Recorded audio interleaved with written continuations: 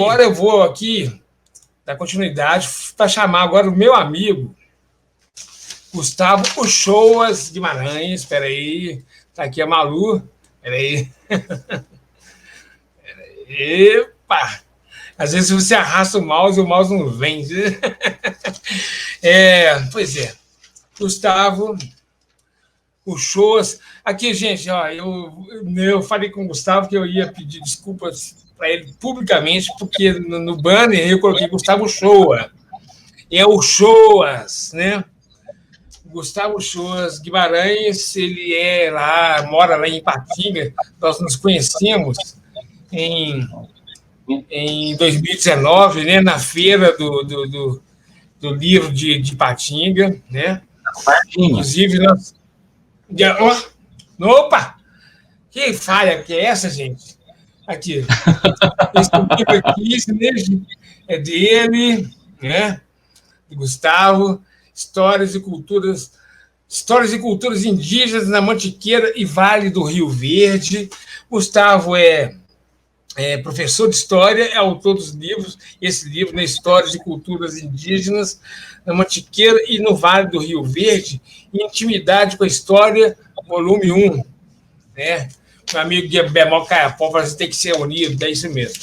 Ô, Gustavo, eu vim aqui para poder te perguntar como é que foi essa coisa de se envolver com a literatura indígena, se envolver com a causa indígena. Como é que foi isso? Nossa, foi... É algo até que eu falo que é recente, é de 2015 para cá, mas é resultado de um anseio anterior, porque durante toda a vida eu sempre quis ser professor de história, né? Sempre gostei muito de história, mesmo na época da minha vida que eu queria ser padre, cheguei até a estudar para ser padre no seminário em Campanha, aqui no sul de Minas, mas mesmo assim eu ainda falava, não, mas mesmo se eu for padre, ainda vou ser professor de história também. E aí o caminho para ser padre não é que não deu certo, eu é que não quis mesmo. Eu falei, não é para mim, não é para mim. Admiro quem vai até o fim, mas não é para mim. Mas ficou aquela, opa, vou ser professor de história.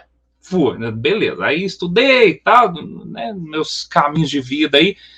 E lá em Itanhandu, que é a cidade onde eu nasci e cresci, né? Itanhandu, uma pequena cidade aqui do sul de Minas.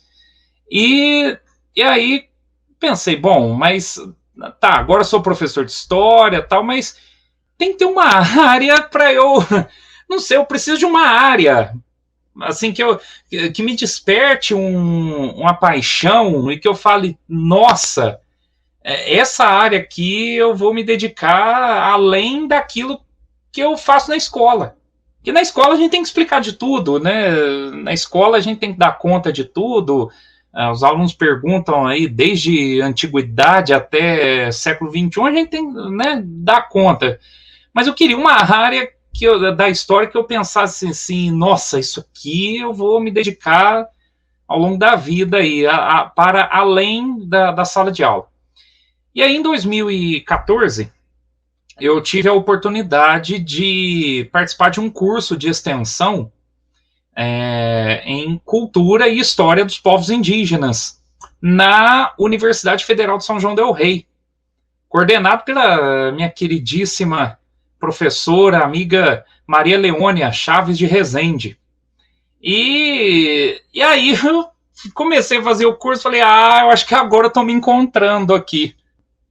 Né, acho que eu estou me encontrando. Aí eu tive, no decorrer do curso, né, vários estudos, tal, e no final do curso tive a oportunidade até de conhecer o Daniel Munduruku e o Ailton Krenak, que foram dar palestras ao final do curso. Eu falei, nossa, me encontrei. E entrei, e comecei a entrar numa lacuna da história aqui do sul de Minas, em especial da região do Rio, é um dos rios principais de Minas, e que que lacuna é essa? Justamente a parte da presença indígena na região. Porque se você pega a história toda aqui dessa região, você vê muito relato falando dos exploradores paulistas, os portugueses, né, os bandeirantes que passaram por aqui e tal. E você pega livros do século XIX, do século XX, contando a história das cidades aqui né, da região do Rio Verde, no sul de Minas, tal. Eu olhava aquilo, pensava, puxa vida, mas cadê os indígenas nisso?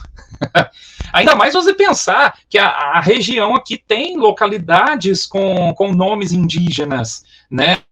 A Iuruoca, Baipendi, ou a própria Varginha, que é a cidade onde eu moro desde 2009, antes se chamava Catanduvas, né? Então, eu penso, gente, tá, tudo bem, nomes indígenas aqui, cidade e tal, mas cadê os indígenas dos relatos históricos? E vou entrar nessa lacuna. E impulsionado pelas pesquisas que já vem acontecendo há mais tempo na área de história indígena aqui em Minas Gerais. Por exemplo, a própria Leônia, né, Maria Leônia Chaves Rezende, que em seus trabalhos pega muita referência ali a região do Campo das Vertentes, né, a região ali das cidades históricas, a zona da mata, outros pesquisadores, né, que vão focar ali o norte de Minas, a zona da mata, entre outros. Mas tá, e o sul de Minas? Ótimo. Aí eu entrei nessa lacuna. E a partir dos primeiros estudos, das primeiras pesquisas, explorando documentação paroquial, explorando relatos de memorialistas, gente que às vezes era um médico, um advogado, alguém ali que escrevia a história da sua região, tal, explorando esse tipo de coisa, e até alguns relatos orais também. Aí eu passei a ter aí um material maior e que se transformou em livro, né? Em 2019 lancei aí o livro que você mencionou, Histórias e Culturas Indígenas na Mantiqueira e Vale do Rio Verde. Mas não pararam por aí, porque esse ano eu estou começando um mestrado e a minha dissertação vai nessa linha também, a presença dos indígenas aqui na região do Rio Verde. Eu até falo que não é bem dar voz, acho que a gente não dá uma coisa que já tem, né? Eu não preciso dar voz aos indígenas, eles têm voz.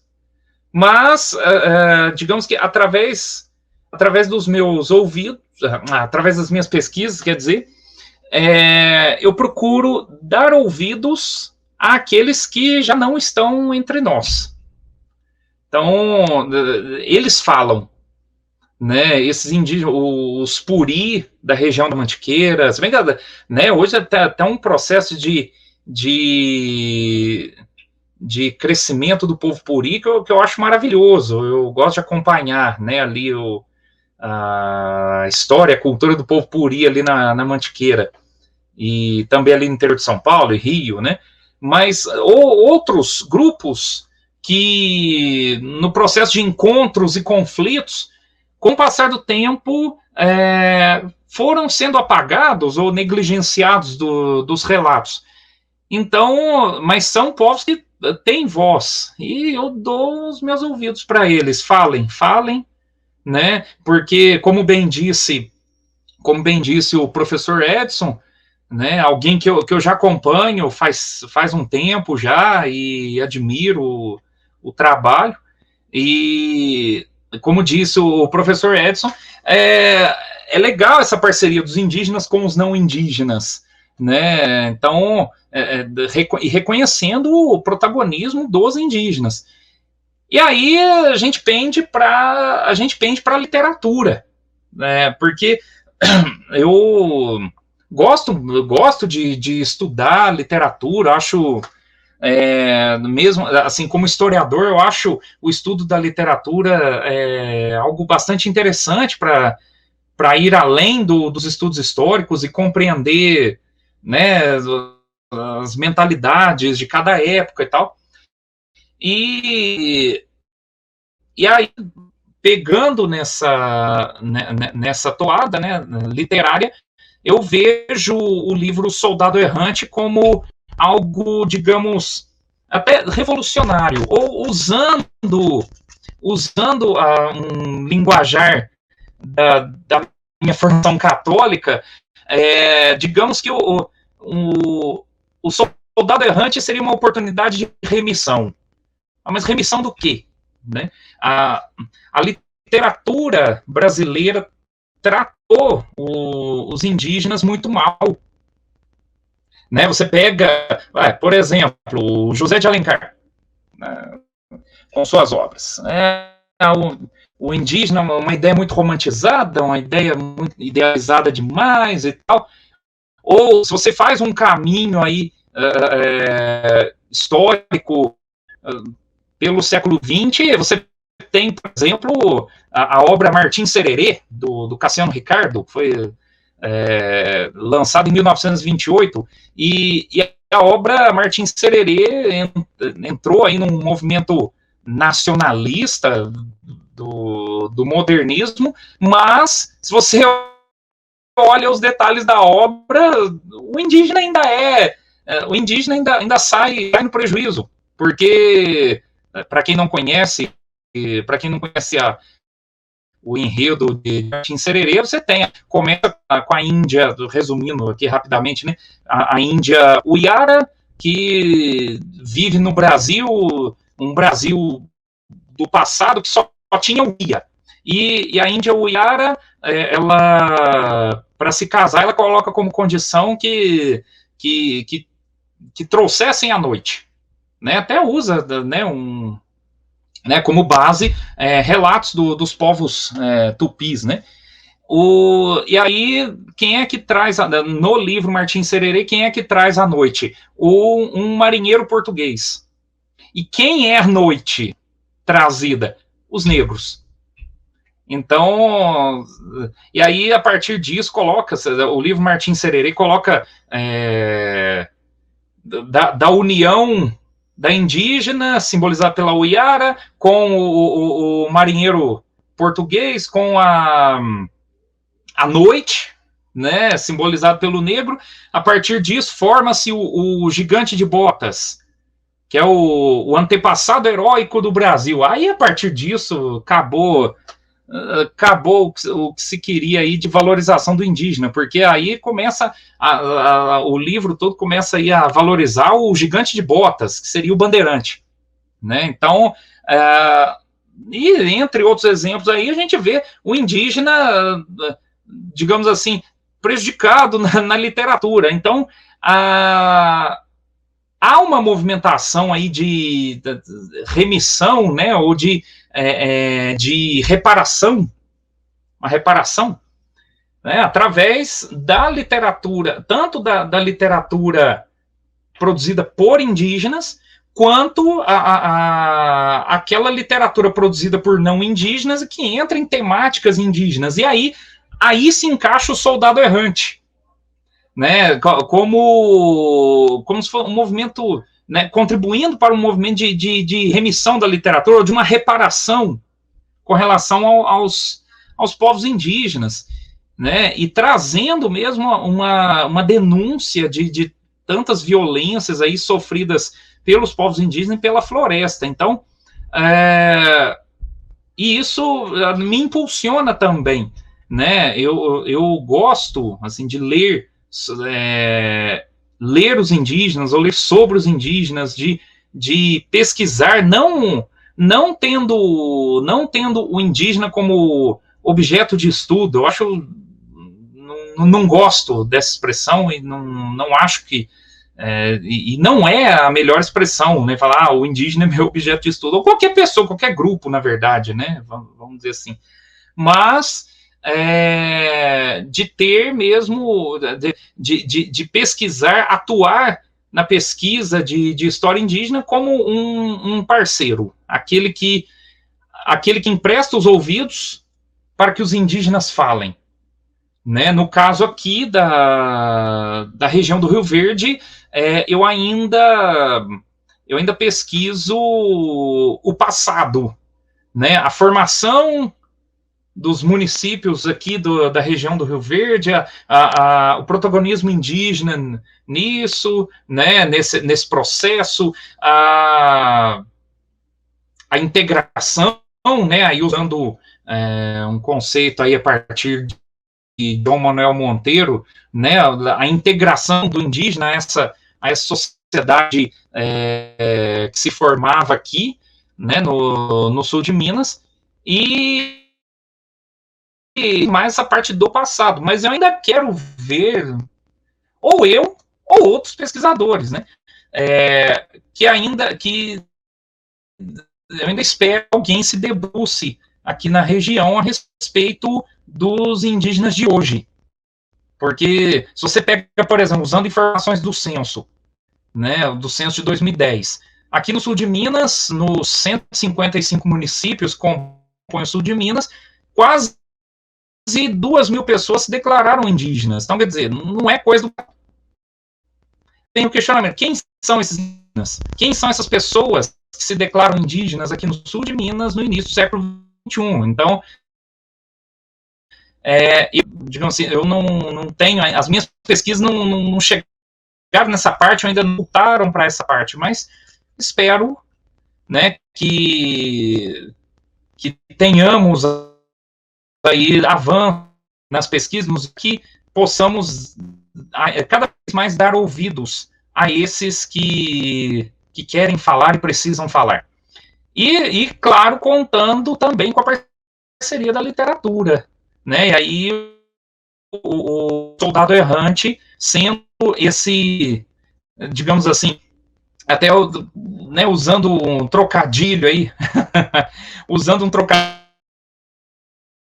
que o Soldado Errante, na questão, né, de se pensar os indígenas hoje, de se pensar a necessidade de afastar esse eurocentrismo, de descolonizar os discursos e os pensamentos, e também as práticas, né, até uma linha que eu vou levar, uma das coisas que eu vou levar aí na minha dissertação de mestrado a partir daquilo que é pesquisado, tal, mas como trabalhar isso na escola, né? Então, a escola também aí tem que ser encarada como um espaço privilegiado, privilegiado, necessário e urgente, para que as próximas gerações também vão se descolonizando e passando a pensar mais a sociedade brasileira sem as amarras do eurocentrismo, que muitas vezes ainda caracterizam certos discursos, abordagens e escritas. Eu acho que é isso. Obrigado.